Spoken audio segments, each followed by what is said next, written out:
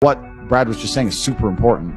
I think that if you look at any man who's very good at being a man, most of them have had extremely traumatic lives. Yeah. If you're going to talk about the most brave man you can think of, he's been through trauma. If you think of the best soldier you can think of, he's been through trauma. You think about anything, the man who's going to charge into the burning building, the fireman, he's been through trauma. If you find a man who's never had any traumatic experiences, he's terrible at being a man. He's weak and he's soft and he'll collapse and he's never struggled. I know me, and I don't want to tell a bunch of stories on the internet, but I know all the shit I went through and all the pain I had to suffer to become the man I am. And every time I meet another guy who has his life in order, it's the same story.